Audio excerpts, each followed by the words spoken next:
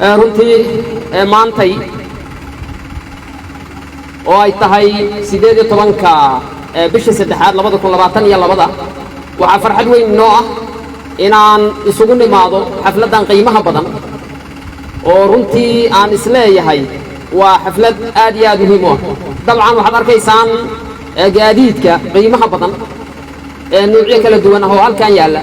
oo dawladda Jaynaha ay ugu tala gashay inay ku wareejiso dawladda Soomaaliya gaar ahaan ciidanka xoogga dalka Soomaaliyeed aaminsanahyna runtii inuu yimiday waqti aan u baahnayn dabcan gaadiidkaanu ma ahan gaadiidkii ugu horeeyay dawladda Jaynaha ay ku wareejisay ciidanka xoogga dalka Soomaaliyeed mana noqon doono ilaahay idankiis kii ugu dambeeyay ay ku wareejisay waxa jiray gaadiid dawladda Jaynaha ay hore ugu wareejisay ciidamada xoogga dalka Soomaaliyeed oo runtii marxaladihii aan soo dhaafnay iyo la dagaalankii qolooyinka nabadiidka argagixisada ah la dagaalankooda qayb weyn ka qaatay kuwaanuna dabcan waxaan aaminsanahay inay ayaguna qayb ka noqon doonaan kuna biiri doonaan hawsha socota ee ay wadaan ciidamada xoogga dalka Soomaaliyeed waxaan rabaa marka anigoon hadalka ku sii dheeraanin inaan u mahad celiyo dawladda Jaynaha oo runtii la garab taagan dawladda Soomaaliyeed iyo qaranka ummadda Soomaaliyeedba taageero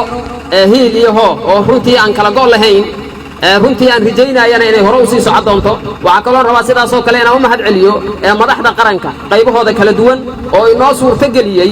in dhammaan waxyaabahan iyo agabkan ayaga ah maanta ay halkaan yimaadeen dabcan sabab u ah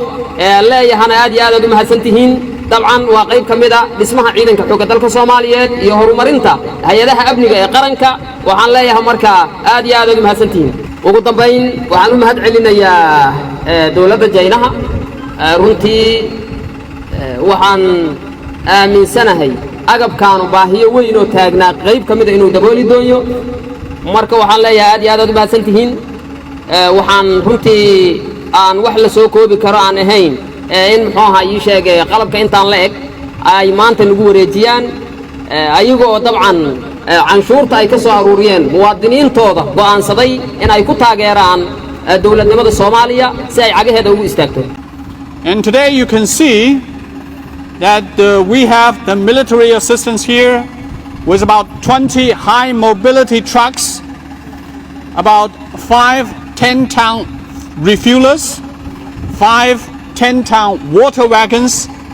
in 5 high mobility military ambulances. As we know that you would like to take over the security responsibilities back into your own hands, and one of your priorities is to increase the mobility of the Somali forces. I believe these vehicles and equipment will go a long way towards helping you increase the mobility of your forces and take over the security responsibilities back to your own hands. So I think with this equipment and the vehicles, I think all of us will be in a better position to see new progress made in Somalia to regain the security and peace back in the country. And with stronger peace and security in the country, there will be more we can do to help the Somali people regain peace, development and prosperity.